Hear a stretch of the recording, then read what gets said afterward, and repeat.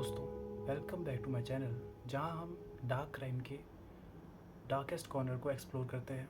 और हम serial killers के ऊपर बात कर रहे हैं। तो आज का भी कुछ उससे रिलेटेड है टॉपिक। और आज मैं बात करूंगा ऑटो शंकर के बारे में, जो एक ऑटो रिक्शा वाला था। और दिन के समय तो वो ऑटो चलाता था, लेकिन रात को जो करता था वो काफ़ी ज़्यादा, अब खुद आगे आपको पता चलने ही वाला है। तो चलिए आज के इस केस को शुरू करते हैं और चलते हैं समय में पीछे और बात करते हैं 1980 की, जब चेन्नई मद्रास के नाम से जाना जाता था। और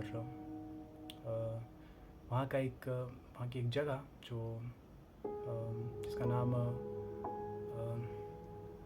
पेरियर नगर था, वहाँ पर मतलब काफ़ी गलियाँ काफ़ी छोटी थी, लेकिन क्राइम्स काफ़ी बड़े बड़े होते थे। तो वहीं पर रहने के लिए आया था ये क्या बोलते हैं, इसका नाम गौरी शंकर।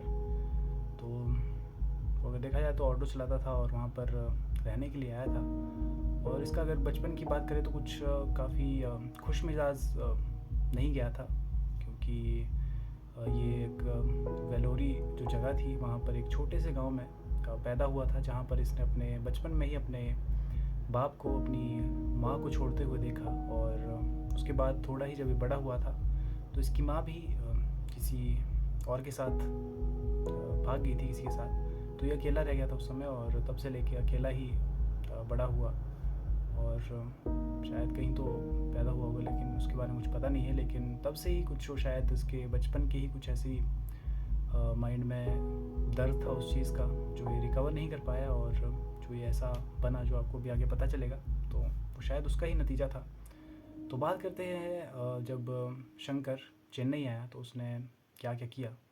तो सबसे पहले तो उसने पेंटर का काम किया थोड़े समय तक, लेकिन उसके बाद ऑटो रिक्शा चलाई उसने। अपने गुजारा करने के लिए ऑटो रिक्शा चलाने लगा और काफ़ी समय तक चलाई उसने। लेकिन उसके बाद फिर पैसों का लालच उस पर इतना ज़्यादा हावी हो गया कि उसने इलीगल चीज़ें करना शुरू कर दिया, जो उस समय प्रोहिबिशन में थी, मतलब निषेध थी, जो चीज़ नहीं कर सकते। जैसे उसने इलिसिट अवैध एक अरैक स्मगल करने लगा। वो अरैक का एक श्रीलंका का कुछ तो एक ऐसी चीज़ है जिससे नशे वाली चीज़, मतलब वो उस समय निषेध थी, जो अवैध थी, तो इसलिए वो यूज़ नहीं कर सकते थे। तो उसका उसने चालू किया काफ़ी समय तक। लेकिन थोड़े ही समय बाद वो प्रोस्टिट्यूशन के एक काम में घुस गया था, और उसमें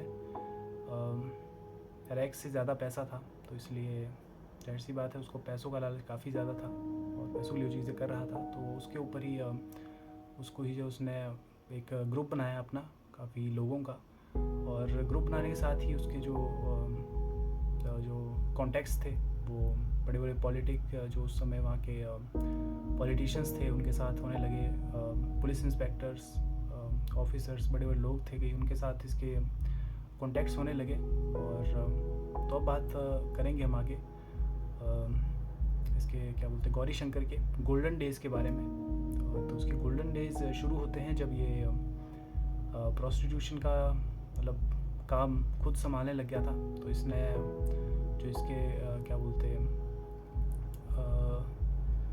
पेरियर नगर में, इसके एक पेरियर नगर में एक हट और एक एसपी रोड, एलबी रोड, शायद एलबी रोड के एक लॉज में इसने अपने खुद के ब्रदर्स खोले। ब्रदर्स जिसको नहीं पता तो ऐसी बात है, समझ लो, आप देख लो क्या होते हैं। तो वो इसने ओपन किया अपने खुद के, और वहाँ पर लोग आते थे जिसके साथ उनके कॉन्टैक्ट्स थे, पॉलिटिशियंस और कई पुलिस इंस्पेक्टर्स आते थे, पुलिस ऑफिसर्स आते थे, और जो कॉलीवुड के न्यू स्टार्स थे, जो यंग लड़के थे, कई जो आते थे। कॉलीवुड जिसको नहीं पता तो वो तमिल इंडस्ट्री है, जो तमिल में मूवीज़ बनाते हैं वहाँ की। तो वो आते थे, और मतलब उस समय अगर कहा जाए तो काफ़ी ज़्यादा ये पैसा कमा रहा था, हद से ज़्यादा, और फेम भी था, पैसा भी था। और लेकिन उसके साथ साथ इसको एक पावर का भी अपने काफ़ी ज़्यादा घमंड था। तो इसी वजह से जो अपने इसके दुश्मन थे, उन्हें या तो ये खुद मार देता था या फिर पुलिस के हाथों मरवा देता था। तो काफ़ी ज़्यादा उस समय मतलब इसका नाम उस जगह पर काफ़ी ज़्यादा हो गया था। तो लेकिन अगर बात करें एक बार ये एक क्लब में गया जहाँ पर इसे एक डांसर पसंद आ गई थी जिसका नाम ललिता था। और उसे मतलब उसने इसके दिल पर काफ़ी ज़्यादा एक ऐसा इम्पैक्ट डाल दिया था कि उसको प्यार हो गया था उससे और उसके लिए कुछ भी कर सकता था। लेकिन ललिता को जब इसके बारे में पता लगा तो वो अपने एक दोस्त के साथ जिसका नाम शायद क्या सुधर मुथु, हाँ सुधर मुथु करके शायद एक नाम था बंदे का, उसके साथ ये भाग गई थी। और ऐसे में जब शंकर को इसके बारे में पता चला तो उसने इस चीज़ को अपना अपमान समझा और इसी वजह से उसने उन्हें ढूंढना शुरू कर दिया और कुछ ही दिनों में उसने उन्हें ढूंढ भी लिया। और जब उसने ढूंढ लिया तो उसने ललिता को अपने घर पर बुलाया और जैसे ही वो घर पर आई तो उसने उसका गला घोंटकर उसे जान से मार दिया और उसकी लाश को अपने ही प्लॉट के नीचे दफन कर दिया। और सेम सुधर मुथु का भी उन्होंने वैसा ही हाल किया, उसे आग लगा दी और उसकी जो राख थी उसे बे ऑफ बंगाल में मतलब बहा दिया। तो इतना ख़तरनाक था। और ये बात थी अक्टूबर 1987 की। और 1988 में ही मतलब काफ़ी ज़्यादा उसका गुस्सा काफ़ी बढ़ गया था और उसने मर्डर भी कर दिए थे। तो ऐसे में वो अपने आप को काफ़ी ऐसा समझने लग गया था कि मैं किसी की पकड़ में नहीं आऊँगा या फिर अपनी पावर मेरी इतनी ज़्यादा है कि कोई मुझे नहीं पकड़ सकता। तो इसी वजह से उस समय उसका जो गुस्सा था और फेम की वजह से या फिर उसके जो कनेक्शन थे उस वजह से वो अपने आप को काफ़ी ज़्यादा ऊपर समझने लग गया था। मतलब होता है एक तरफ से कि मेरी पावर काफ़ी ज़्यादा है। तो इसी वजह से एक बार उसके ही मतलब जो ब्रदर्स थे, उसका जो एलबी रोड का ब्रदर था लॉज में, तो वहाँ पर ही शायद पास में उसकी जो एक लड़की थी जो उसके लिए काम करती, मतलब उसमें ही वो प्रोस्टिट्यूशन की उसमें थी। तो उसको जो 3 लड़के छेड़ रहे थे जिसका नाम अगर नाम की बात अगर मैं करूँ तो एक का नाम था शायद गोपाल चंद और एक का मुकुल नाम था और एक का नाम था सुधीर। तो तो ये नाम थे उनके तीनों के। और शायद नाम मैंने गलत कह दी हो लेकिन शायद उसने वो चीज़ें की थी। तो ये जब चीज़ें उसे पता चली तो उसने उन्हें अपने घर पर बुलाया और उन्हें पहले शराब पिलाई और उसके बाद एक डंडे से मार मार कर इतना ज़्यादा उन्हें मारा कि वो मर गए। और उसकी जो लाश थी वो उसने जो है लाशों को पास के एक कंस्ट्रक्शन का काम जहाँ पर चल रहा था वहाँ पर उन्हें दफना दिया। तो काफ़ी ज़्यादा, तो इसके बाद उसका जो कॉन्फिडेंस लेवल था वो काफ़ी ज़्यादा बढ़ चुका था क्योंकि ऐसी बात उसने इतने मर्डर कर दिए थे। और उसका अगर एक अगले शिकार की बात की जाए तो वो है रवि, जो एक ऑटो ड्राइवर था और ललिता और सुबरमुथु के बारे में बात कर रहा था, उससे पूछ रहा था।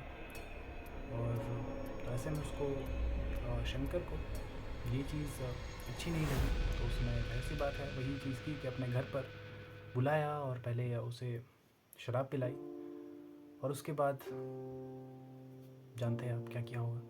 तो वही चीज़ उसने की और उसकी जो बॉडी थी उसको एक अपने ही बाथरूम के पास की जगह में एक वहाँ पर दफना दिया। तो ऐसे में उसकी जो पावर थी, उसका पैसा और जो गोल्डन डेज़ थे उसके वो काफ़ी ज़्यादा अच्छे चल रहे थे। लेकिन उसने एक गलती कर दी थी और कुछ ही समय बाद उसके साथ कुछ ऐसा होने वाला था जो उसने कभी शायद सोचा नहीं होगा।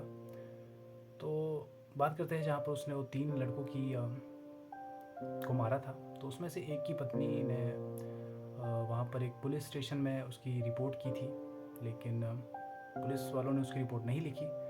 फिर उसने जो क्या बोलते स्टेट का जो उस समय पीसी गवर्नर थी अलेक्जेंड्रा, उसे एक मतलब क्या बोलते हैं उसको शायद कुछ तो भेजा था। और जब वो उसकी नज़र में आया और ये केस ये जब चीज़ें मीडिया में वायरल होने लगी तो इसके बारे में पुलिस पर भी इसका प्रेशर पड़ा और इसकी जो अगर बात की जाए इसकी इन्वेस्टिगेशन की तो वो सीआईडी ने संभाली और क्राइम ब्रांच ने उसके बाद शुरू की। तो ऐसे में ही जब उन्होंने शंकर का घर जब देखा और सारी चीज़ें जब उसके बारे में पता लगी तो उन्हें उसके घर जब खुदाई की गई वहाँ पर तो सबकी लाशें मिली जो उसने दबा रखी थी। तो ऐसे में सभी चीज़ें उसके ख़िलाफ़ थी और उसका जो है पूरी तरह से भांडा एक तरह से फूट चुका था, तो ऐसा कह सकते हैं। तो उसके बाद ही उसे जब ट्रायल में लाया गया तो उसने सारी चीज़ें अपनी कबूल की और उसके बाद जब उसे जेल में डाला गया, मद्रास सेंट्रल पुलिस स्टेशन, तो वहाँ पर जो उसे डाला गया तो पहले भाग गया था, लेकिन दोबारा से पुलिस ने उसे पकड़ा और जेल में डाल दिया था। तो अगर बात करें तो उसके ही शायद 1995 में जुलाई 1995 में उसे फांसी दे दी गई और उसके जो 2 साथी थे उसके साथ उन्हें भी लटका दिया गया। तो ये थी इसकी आज की स्टोरी हमारी, जो मैं कवर करना चाहता हूँ 10 ही मिनट में, क्योंकि ये मेरा टाइम है इतने में क्लियर करने का, लेकिन उतने से क्लियर वैसे नहीं हो पाती, कई केस बड़े होते हैं। पर अभी के लिए चलो इतना टाइम के लिए। पर शायद उम्मीद करता हूँ कि आपको केस के बारे में पता लग ही गया होगा काफ़ी अच्छे से। अगर नहीं भी लगा तो माफ़ करिएगा दोस्तों, क्योंकि मेरी अभी ज़्यादा टाइम नहीं हुआ है वीडियो बनाते हुए, तो ऐसे माफ़ करिएगा दोस्तों। चलिए फिर मिलता हूँ आपसे कल एक नई वीडियो में, जो किसी भी टॉपिक पर हो सकती है। वो मेरा चैनल आपको पता है कि किस चीज़ पर बेस्ड है, अगर नहीं पता तो आप देख सकते हैं। तो चलिए फिर दोस्तों, मिलता हूँ आपसे कल एक नई वीडियो में। तब तक के लिए बाय बाय।